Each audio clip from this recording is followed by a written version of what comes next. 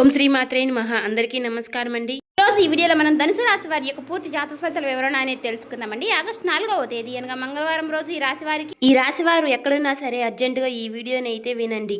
రెండు పెద్ద శుభవార్తలు అయితే మీరు వినబోతున్నారు.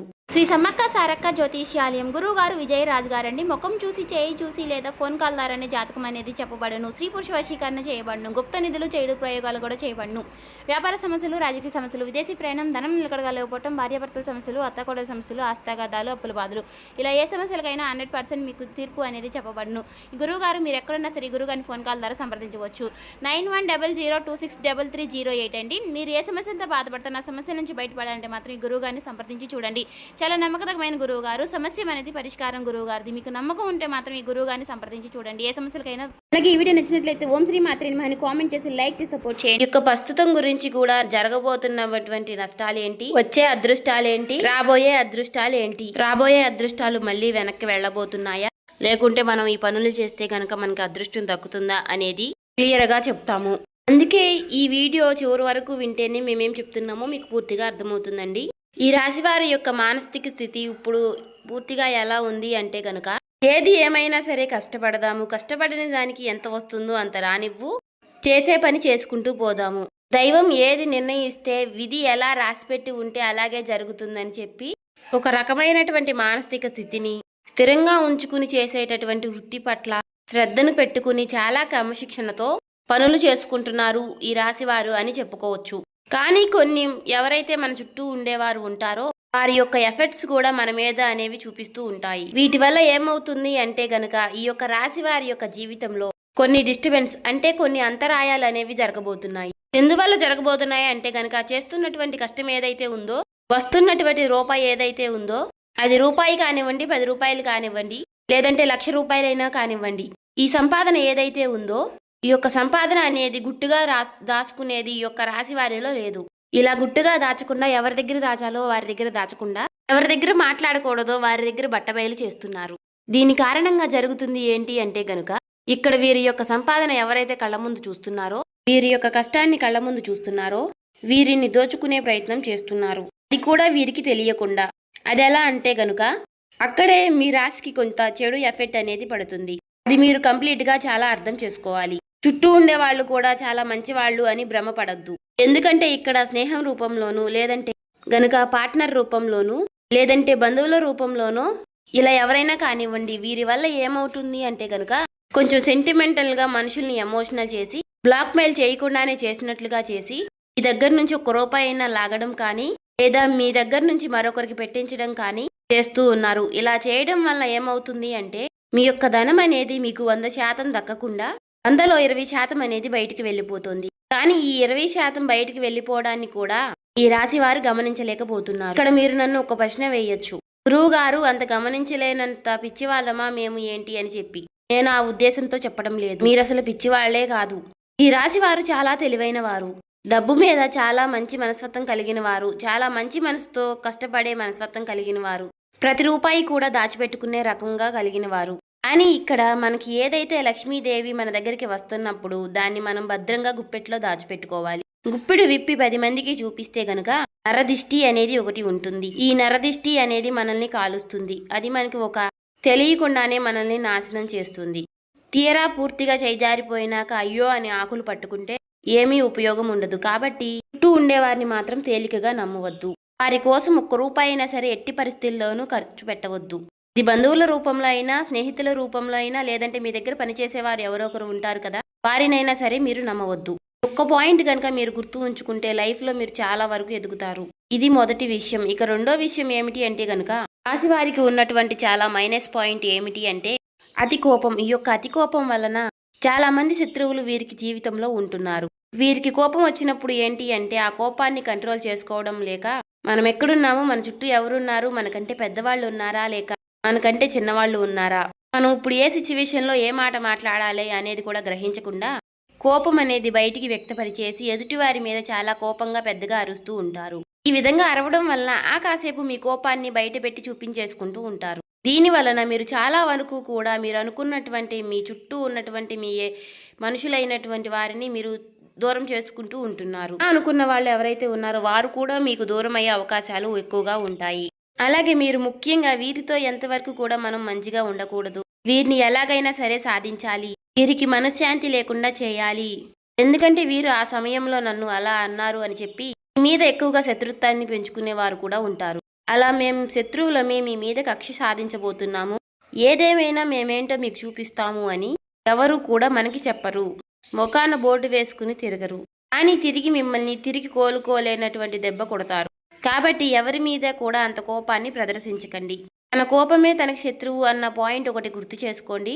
కోపం వచ్చినప్పుడు ఆ కోపాన్ని కంట్రోల్ చేసుకోవడానికి ఓం నమః శివాయ అనే మంత్రాన్ని పఠిస్తూ ఉండండి. ఇక ఈ రాశి వారు చిన్నతనం నుంచి కూడా ఎన్నో కష్టాలు, బాధలు, సమస్యలతో చుట్టూ ఉన్నటువంటి పరిస్థితులు ఏవి కూడా వీరికి అనుకూలించలేదు.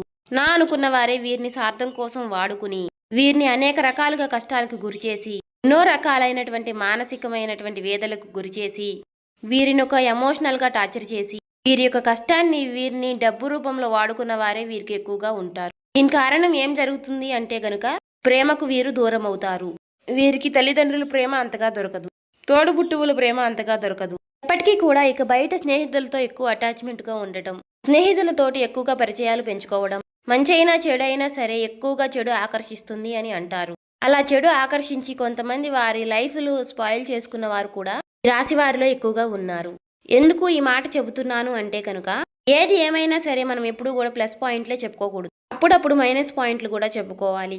ఎవరైనా సరే బయట వాళ్ళు మనల్ని పొగుడుతూ ఉంటారు, అంతే గనక మనల్ని మనవారైతేనే తిడతారు, ఒక మాట అనగలుగుతారు. ఎందుకు అంటే చిన్నతనం నుంచి కూడా మన అమ్మా నాన్న మనల్ని తిట్టి కొట్టే పెంచుతారు.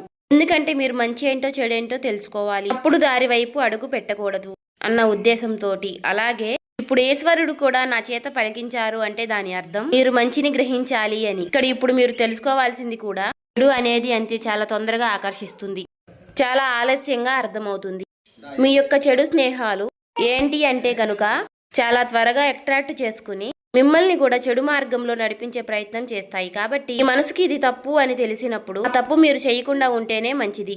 చాలా కష్టపడుతున్నారు, మన వాళ్ళు ఎవరో పరాయి వారు ఎవరో కూడా తెలుసుకున్నారు, ఎవరి వల్ల నష్టం జరిగింది, మనం ఎదుగుతున్నాము అంటే మనల్ని చూసి ఎవరు అయితే ఏడుస్తున్నారు అని కూడా తెలుసుకున్నారు. మరి అలాంటప్పుడు మన కష్టాన్ని మనం ఎందుకు దూరం చేసుకోవడం? ఏదైనా కానీ ఒక దుర్వ్యసనానికి అలవాటైనప్పుడు ఆ దుర్వ్యసనం వల్ల తర్వాత మనం ఎంత మూల్యం అనేది చెల్లించవలసి వస్తుంది అనేది కూడా మీరు ఒక్కసారి ఆలోచించుకోవాలి. కుటుంబ విషయానికి వస్తే ఈ రాశి వారి కుటుంబంలో చాలా స్ట్రిక్ట్ గా ఉంటారు. అంటే ఏదేమైనా కూడా బయట వాళ్ళతో ఏ విధంగా అయితే ఉంటున్నారో కుటుంబంతో కూడా అదే విధంగా ఉంటారు. ఎప్పుడూ కూడా కరెక్ట్ అనిపించుకోదు. మన కుటుంబంతో మనం ప్రేమగా ఉండాలి. మనకి మంచి జరిగినా చెడు జరిగినా మనతో పాటు తోడుగా ఉండేది మన కుటుంబమే. అటువంటప్పుడు కుటుంబం అనేది మనకి ఎప్పుడూ కూడా ఒక వెన్నుముక లాంటిది. అటువంటప్పుడు బయట ఉండే కోపాలు, బయట ఉండే ఆవేశాలు, బయటపడిన బాధలు, ఉద్యోగాల్లో ఉండే స్ట్రెస్లు, వ్యాపారాల్లో ఉండే నష్టాలు, వారి మీద కోపాలు అన్నీ తెచ్చి కుటుంబం మీద రుద్దకూడదు. ముఖ్యంగా మగవాళ్ళకి ఈ విషయం చెప్పాలి. ఎందుకు అంటే గనుక చాలా మందిని ఈ యొక్క రాశి వారిని గమనించినట్లయితే గనుక ఎక్కువగా పదే పదే అరుస్తూ ఉంటారు, ఇంట్లో ఎక్కువగా కోప్పడుతూ ఉంటారు, చిన్నపిల్లల మీద కూడా అరుస్తూ ఉంటారు. ఎందుకంటే వారి స్ట్రెస్ అనేది ఎక్కువగా మైండ్లో ఉంటుంది. కానీ ఆ స్ట్రెస్ని మీరు కంట్రోల్ చేసుకుంటే గనుక మీకు తిరుగు ఉండదు. మానసిక స్థితి అనేది భగవంతుడు మనకి ఇచ్చారు. కాస్త నిదానంగా ఉండడం, కాస్తంత ఓర్పుగా ఉండడం. ఒకరిని అనేటప్పుడు మనం ఎవరిని అంటున్నాము, ఎందుకు అంటున్నాము, మనం అనడానికి వారు చేసినటువంటి తప్పు ఏమిటి, మనం ఈ మాట అంటే వారు ఎంత బాధపడతారు అని విషయాన్ని కూడా ఆలోచించుకుని అనాలి. అలా ఆలోచించగలిగే శక్తి అనేది మీకు రావాలి. ఎందుకంటే ఋషభం అంటే ఏంటి? ఎద్దు ఎన్ని కష్టాలు పడుతుందో, ఎన్ని బాధలు పడుతుందో, ఎన్ని సమస్యలు పడుతుందో అన్నీ మీరు చూసే వచ్చారు. ఎన్నో పనులకు వెళ్ళారు, ఎంతమందో మనుషుల్ని చూశారు, మంచి చూశారు, చెడు చూశారు. కానీ మీరు చాలా కఠినమైనటువంటి మానసిక స్థితిలో పెరిగినవారు. అలాగే మీకు ఏదైనా సరే తట్టుకునేటటువంటి గుండె ఉంటుంది. ఈ రాశి వారిని ముఖ్యంగా మగవారిని గమనించినట్లయితే గనుక శరీరం కూడా చాలా గట్టిగా దృఢంగా ఉంటుంది. ఈ రాశి వారు ఆడవాళ్ళు కూడా మానసికంగా చాలా బలంగా ఉంటారు. కానీ కాబట్టి మీకులాగానే అందరూ ఉంటారు అనుకుంటే మాత్రం తప్పవుతుంది. ఒక మాట ఎదుటి వారిని మనం వెంటనే హర్ట్ చేసేటట్టుగా, వారిని నొప్పించేటట్టుగా, అంటే వారి కళ్ళల్లో నీళ్ళు వచ్చేసేలాగా అలా ఎప్పుడు కూడా మాట్లాడకూడదు, చేయకూడదు.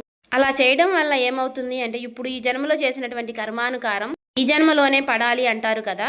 కర్మ ఫలితం అనేది ఈ జన్మలోనే అనుభవించే విధంగా ఉంటుంది. కాబట్టి ఎదుటి వారిని ఎప్పుడూ కూడా మానసికంగా కానీ శారీరకంగా కానీ నొప్పించకండి. ఈ విషయాన్ని అయితే తెలుసుకోండి.